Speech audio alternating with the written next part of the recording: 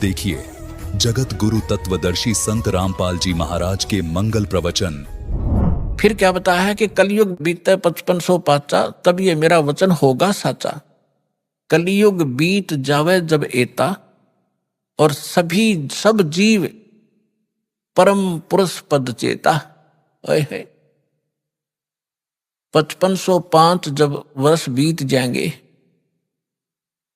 उस समय ये मेरी बात सत्य होगी कि मैं 12वें पंथ में स्वयं आऊंगा, सब पंथों को मिटाकर एक पंथ चलाऊंगा। अपने आत्मा थोड़े से दिन की बात है, बुद्धिमान समाज है, अभी तक उनके पास ये ज्ञान पहुंचा नहीं है, और पहुंचने लग रहा है। परमात्मा तो दयालु है, घर घर टीवी लगा दिए, मोबाइल बना दिए, इनमें चिप डलवा लो, सीडी बैठ कर देख लो, पुस्तक पढ़ लो, टीवी देख, कहीं ना कोई तो मार्ग से अपने बच्चों तक ये पहुंचा कर छोड़ेंगे। और जब उनको ये समझ में आएंगे, हाय ऐसे आएंगे दौड़कर, और सब एक हो जाएंगे, सबका मोक्ष होगा, सब यहां भी सुखी होंगे, और सतलोक जाएंगे। जहाज भर भर कर भगवान आपको सतलोक छोड़का होगा।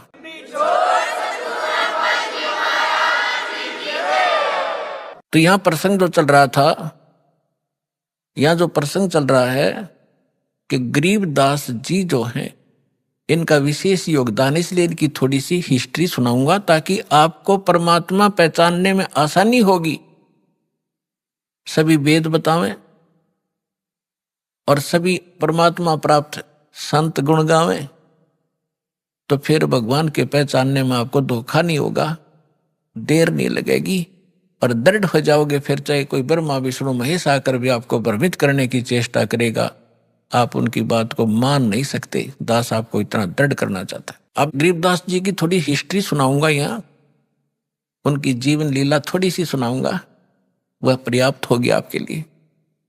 गरीबदास जी गांव करौथा, जहां अपना आश्रम है, सबसे पहले हमने 1999 में वहीं से स्टार्ट किया था। 2006 में करौथा कांड इन दुष्ट लोगों ने कर दिया था, वो उधर कोई बात नहीं, हम परमात्मा ने हमारा यहाँ सफलता कर दी। हमें तो अपना प्रचार करना है, चाहे कहीं जंगल में बैठ कर गुण गावा भगवान के, बच्चों तक ज्ञान पहुंच जाना चाहिए।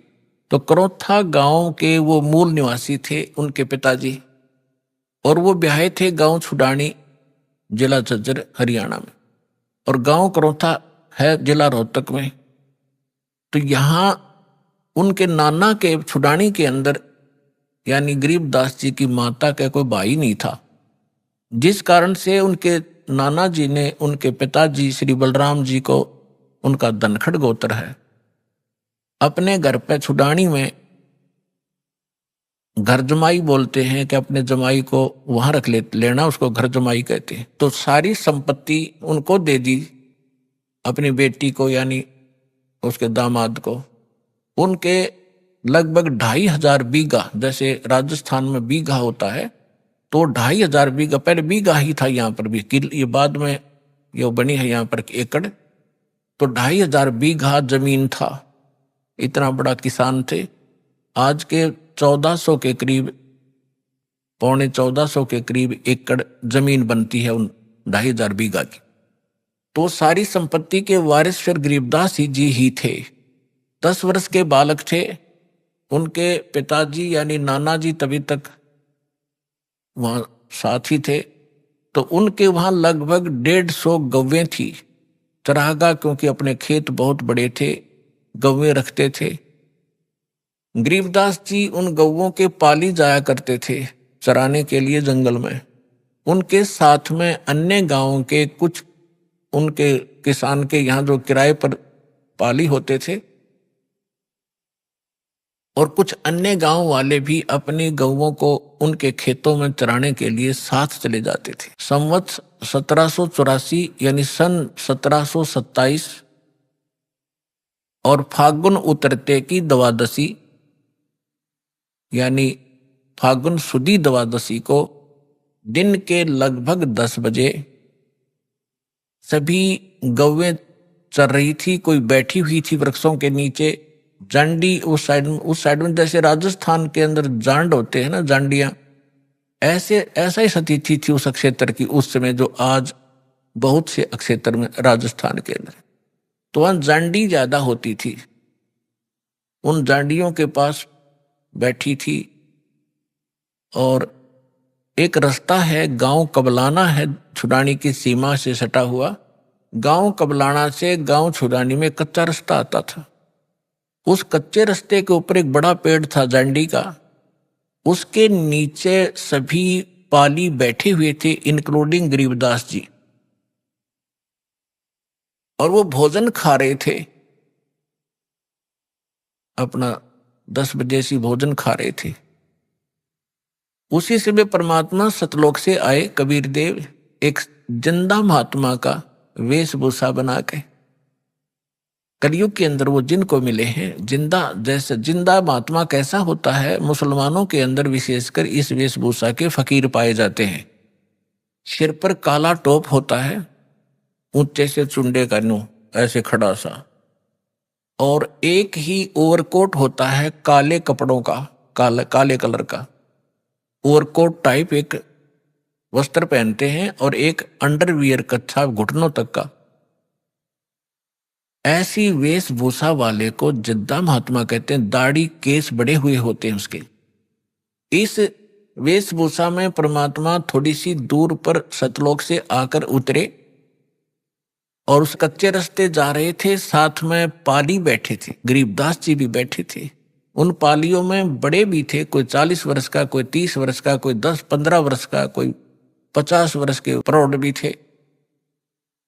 तो उस समय एक विशेषता थी, रास्ते चलते थे साधु संत का तो आदर था ही था, आम व्यक्ति को भी विशेष रिगार्ड दिया करते थे और प्रार्थना करते थे, आओ जी भोजन पालो, दूर से चलकर आए हो, पैदल चल रहे, आओ महाराज बैठो भोजन पाओ।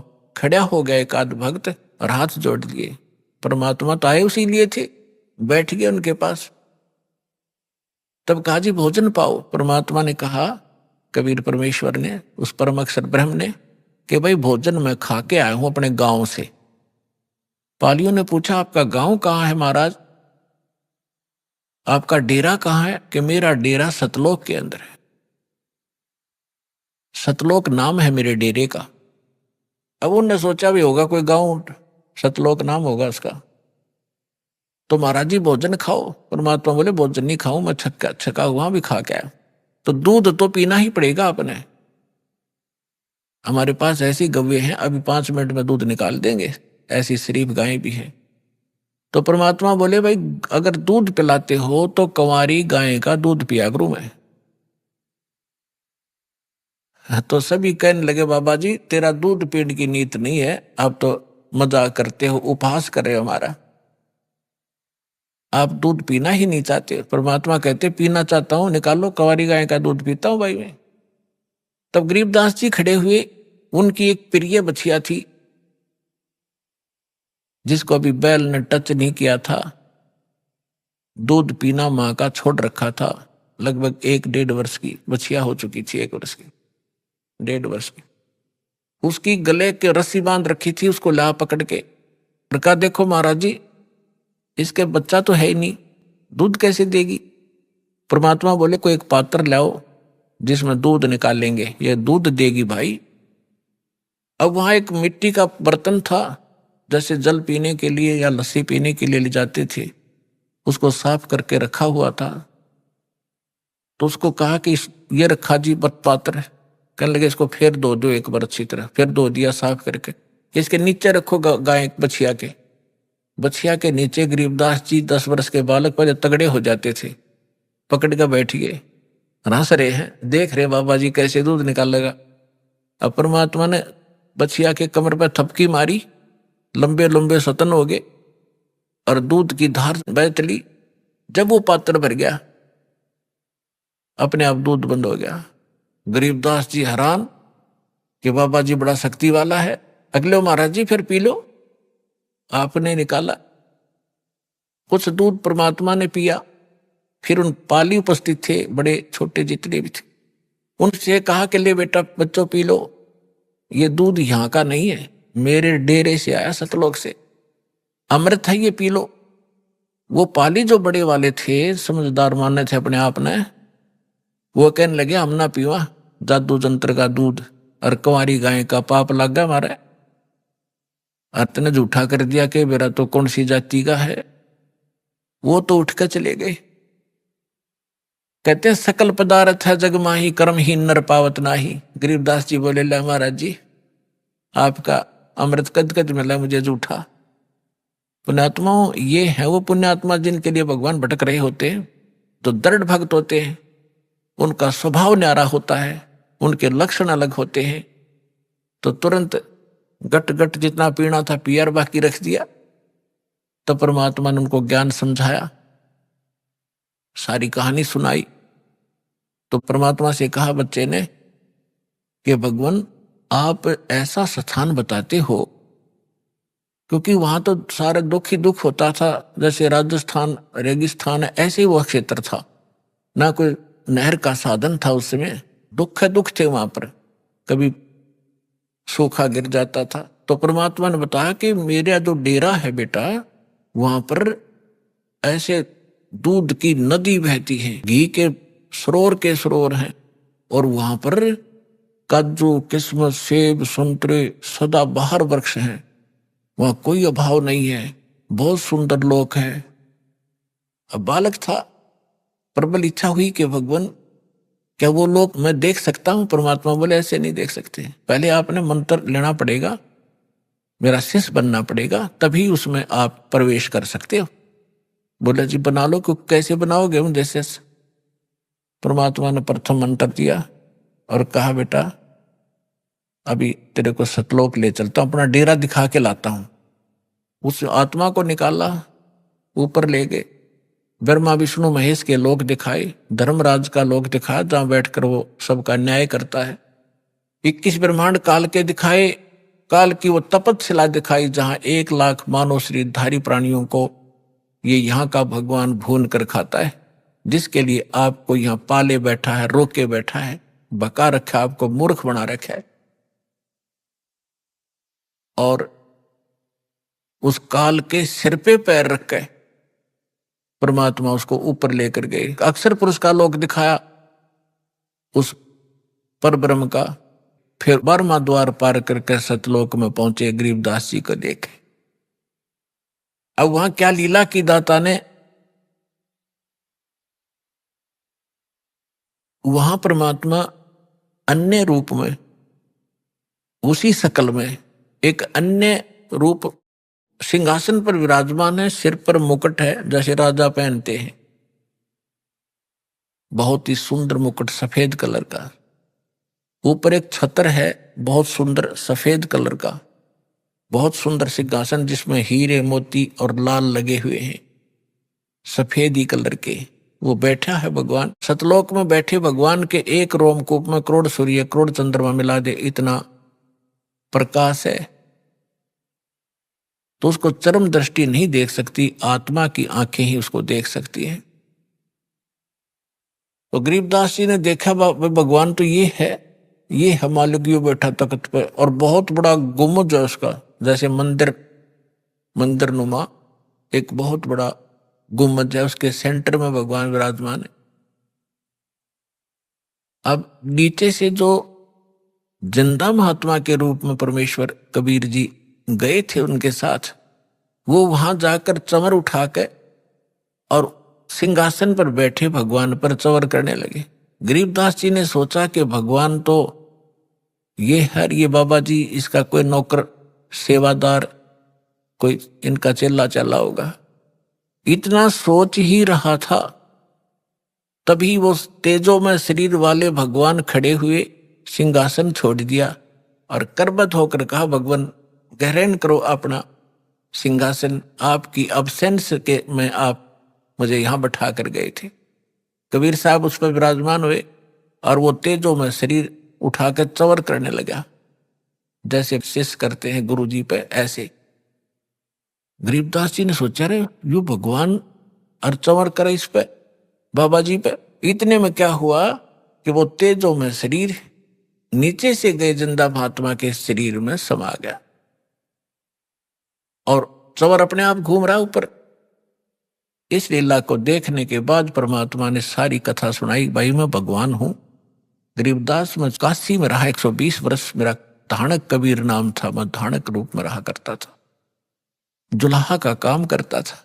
सारी सृष्टि को मैंने ज्ञान देने की चेष्टा की, लेकिन उन नकली लोगों ने अपनी चलने नहीं दी और सभी बच्चे अशिक्षित हैं। गरीबदास जी ने कहा कि भगवान मुझे यहीं रख लो, मैं नहीं जाऊं उस गंदे लोक में। परमात्मा ने कहा बेटा जाना पड़ेगा, तेरे भाई बहन हैं, उनको कौन बताएगा मेरी महिमा? मेरा गवाह कौन बनेगा? तो गवाह बन, मैं तेरे साथ रहूंगा, कोई आपत्ति बेटा तेरे पाण नहीं दूंगा, तू मंत्र करता रह। यानी इस प्रोसेस में, इस सारे घटना चक्कर में काफी समय बीत गया। उधर से जो पाली थे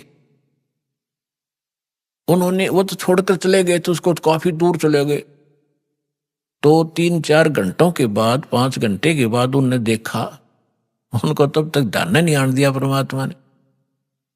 उन्होंने कहा रहा वो लड़की का लड़का कहाँ है, उसको उसका नंबर आ गया गाय घेरण का। पाली क्या करते थे, अपना समय टर्न लगाते थे कि 2 घंटे तू पशुओं के साथ खड़ा होगा, हम लेटेंगे वृक्ष के नीचे। तो उसका जब नंबर आया उसको खोजा, कह रहा वो कहाँ गया?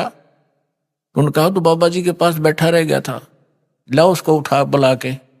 2 जने बुलाने गए, वो शरीर ऐसे बैठा है आराम से, और वो आवाज लगा रहे हैं अरे गरीबू, गरीबदास नाम था महापुरुष का। गांवों में गांव नाम बिगाड़ दिया करें, गरीबू कहा करते। गरीबू कहने लगे ओ गरीबू आ जा, तेरा नंबर आ गया, गाय घेर ले।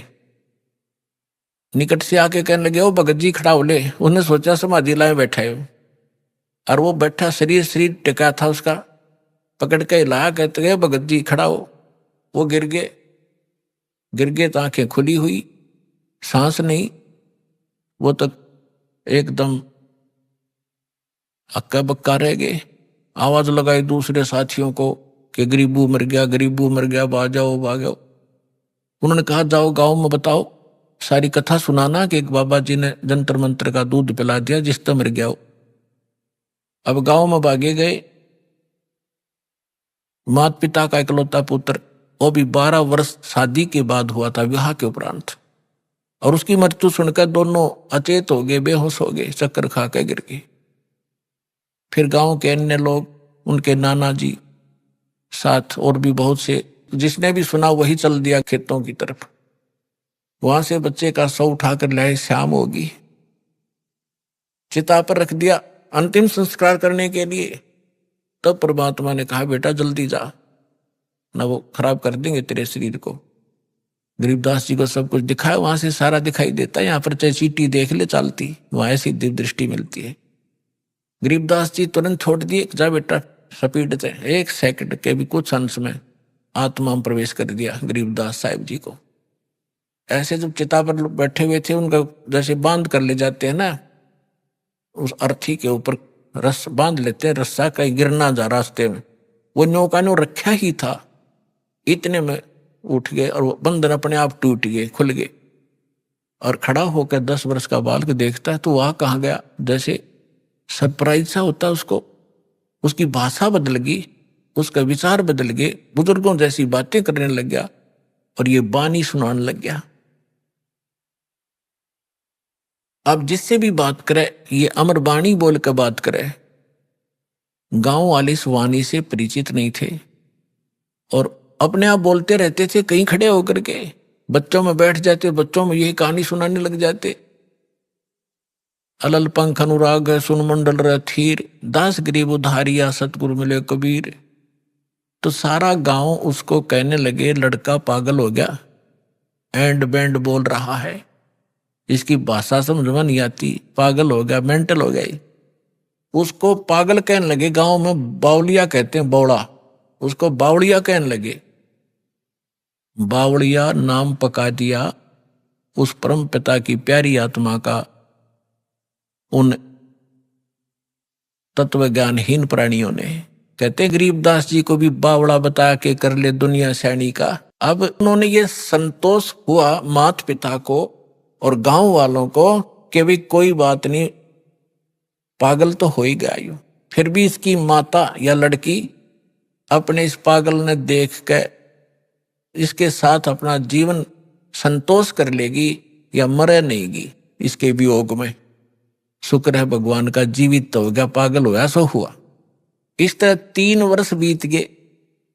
एक दादू पंथी, दादू जैसे अभी अपने महात्मा दादू जी का जिक्र किया दास ने, कि उनको भी भगवान मिले थे। कबीर साहब 7 वर्ष की आयु में, 7 वर्ष के बालक थे तब वो, और उनको भी ऐसे बनी में, जैसे गांव से थोड़ा सा बाहर जंगल होता था, यानी थोड़ा जंगल होता था, उसको बनी बोलते थे।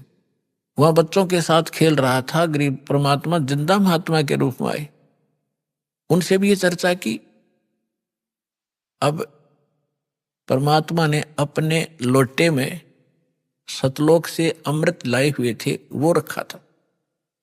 तो बात चलते चलते ज्ञान सुनाने लगे, बच्चे बड़े इंटरेस्ट से सुनने लगे। दादू जी ने कहा, भगवान वो लोक कैसा है आपका, क्या हम देख सकते हैं? कहा बेटा देख सकते हो, लेकिन दीक्षा लेनी पड़ेगी पहले, दे दो मुझे दीक्षा। मंत्र सुनाया, फिर उसके बाद एक पेय पदार्थ पिलाना होता, जैसे हम आपको मिश्री और जल पिलाते हैं, अमृत।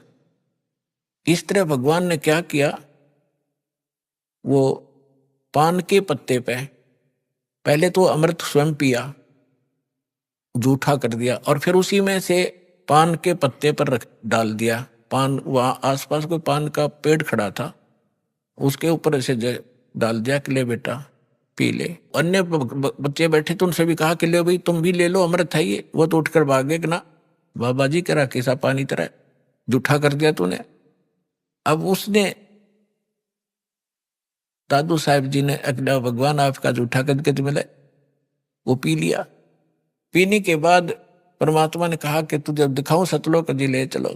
3 दिन और 3 रात दादू जी का शरीर अचेत रहा, श्वास खत्म नहीं हुई, लेकिन कोमा में, आजकल कोमा में कह देते हैं उसको, और आत्मा को ले गए परमात्मा ऊपर। जैसे गरीबदास जी के साथ लीला की थी ऐसे ही की, और 3 दिन तक रिश्तेदार इकट्ठे हो गए। ना लड़का मर रहा है ना जी रहा है, हाहाकार मची है।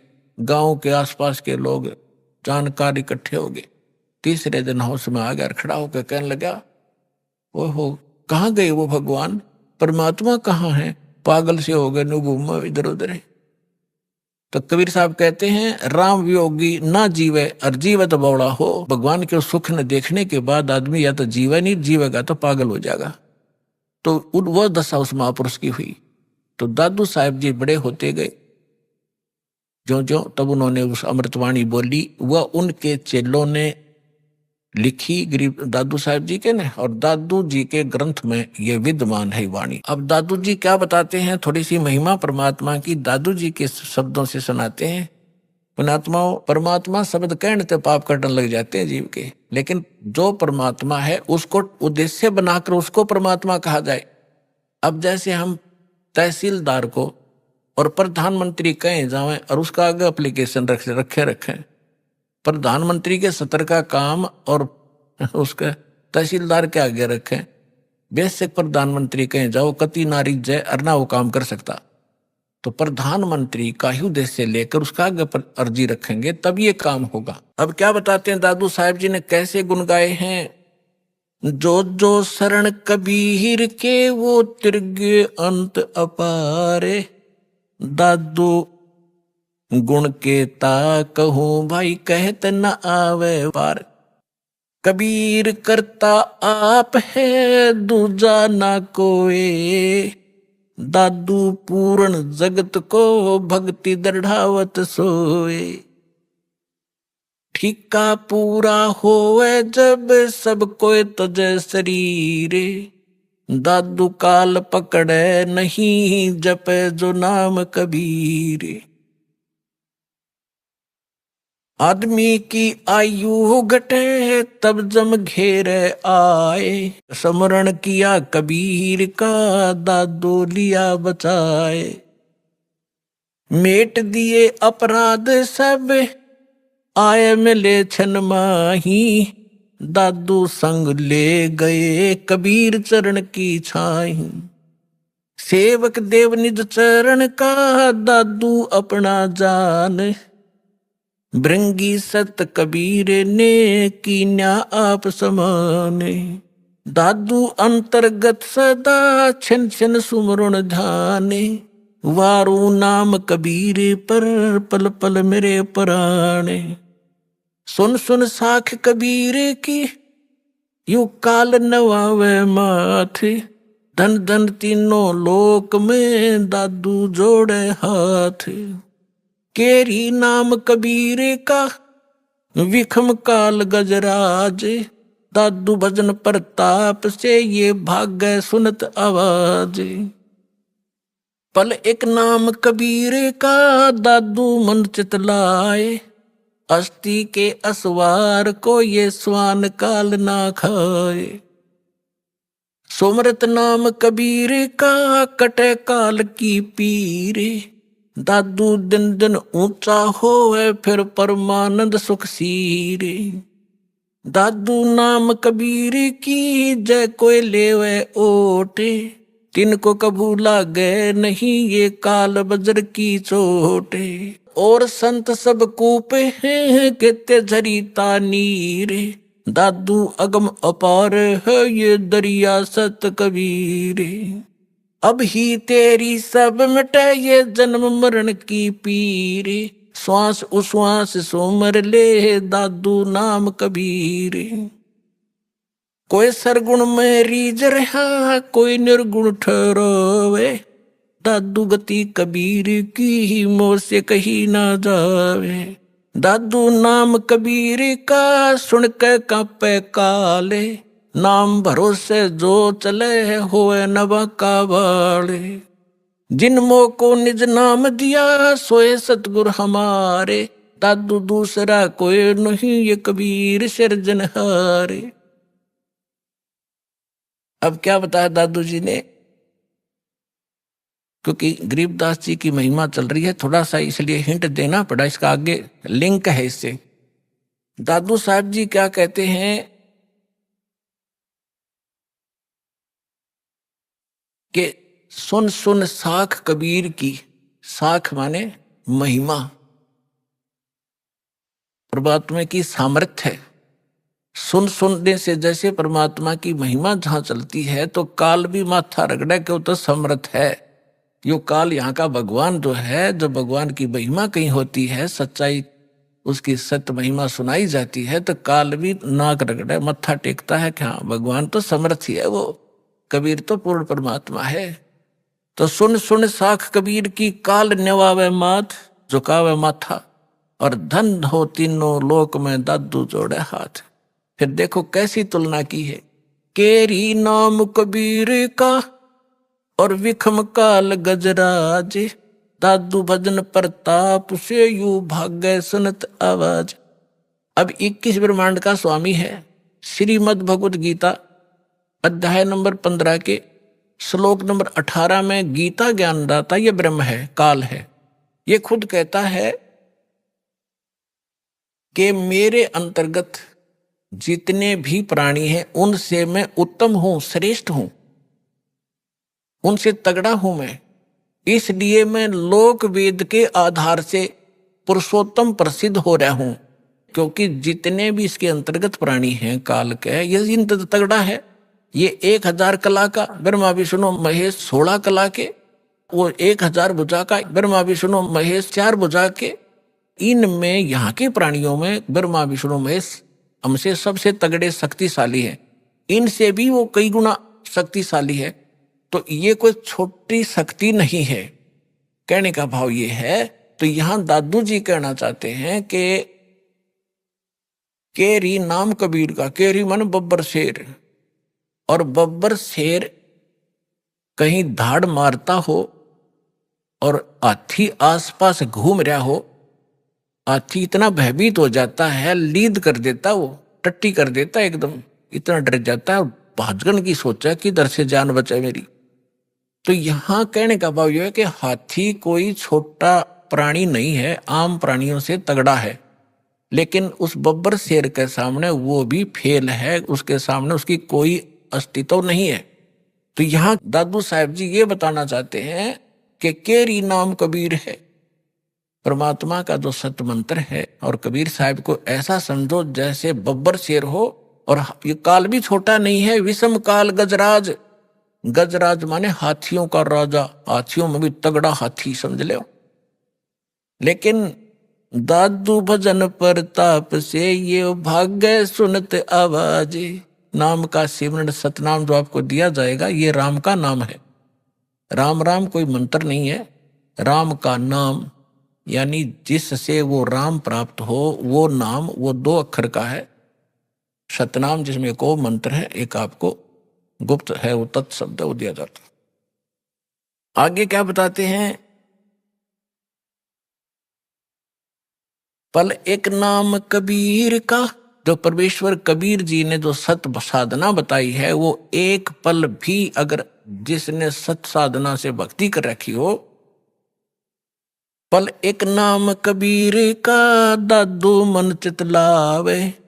अस्थि के असवार को स्वान काल नहीं खावे। अब देखो इन महापुरुषों की वाणी को समझना किसी बालक के बस की बात नहीं है। ये महापुरुष पाके पढ़े, दादू पंथी, कबीर पंथी, गरीबदास पंथी, किसी ने कख नहीं पता इनकी वाणी का, ये समझ नहीं सके इनको।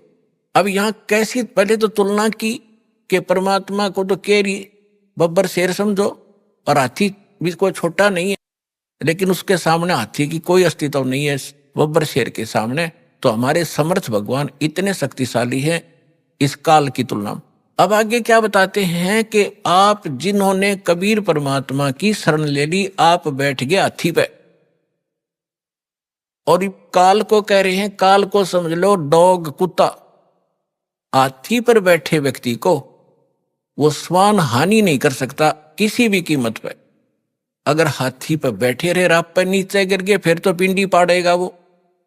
अगर परमात्मा की शरण छोड़ दी तो काल तो खाएगा ही खाएगा। वो तो उसका तैयार बैठा हो, तो जैसे हाथी के ऊपर इंसान बैठा हो और कुत्ते भौंकते रहते हैं, क्योंकि ये बताना चाहते हैं दादू साहिब जी कि आप भगवान की शरण में आने के बाद इस काल की रीत से, पहुंच से इतने बाहर हो जाते हो जैसे काल ने समझ लियो फिर कुत्ता, आप बैठ गए हाथी पे, ये तुम्हें किसी भी प्रकार से हानि नहीं कर सकता, निकट भी नहीं आ सकता। इतना आप इतने सुरक्षित हो गए इस कबीर भगवान की शरण में। तो यहां क्या बताते हैं, पल एक नाम कबीर का दादू मन चितलावे। अस्थि के असवार को स्वान काल नहीं खावे। स्वान माने कुत्ता, अस्थि माने हाथी पर बैठे व्यक्ति को जैसे कुत्ता हानि नहीं कर सकता, कबीर परमेश्वर की शरण में आने के बाद आपको ये काल कोई दुख नहीं दे सकता। सुमरत नाम कबीर का कटे काल की पीरे। दादू दिन दिन ऊंचा हो फिर परमानंद सुखशीर। कबीर साहब का नाम जिसने मिल गया और मर्यादा से चलता रहा, डेली अन्य व्यक्तियों से उभरता चला जाओगा, धीरे धीरे अलग छट जाओगे, कुछ दिनों में समाज से न्यारा घर हो जाएगा आपका। और फिर परमानंद सुखशीर, परमानंद परमानंद, जैसे गीता अध्याय नंबर 18 के श्लोक नंबर 62 में कहा कि अर्जुन तो सर्वभाव से उस परमेश्वर की शरण में जा, उसकी कृपा से तो परम शांति यानी परमानंद को प्राप्त होगा और उस शाश्वत स्थान को प्राप्त होगा। तो यहां दादू साहब जी वही कह रहे हैं कि सुमरत नाम कबीर का कटे काल की पीर। दादू दिन दिन ऊंचा हुआ फिर परमानंद सुखशीर। दादू नाम कबीर की जय कोई लेवे ओटे। तिनको कभू लागे नहीं ये काल कर्म की चोटे। अभी आपने सुने संत रामपाल जी महाराज के मंगल प्रवचन।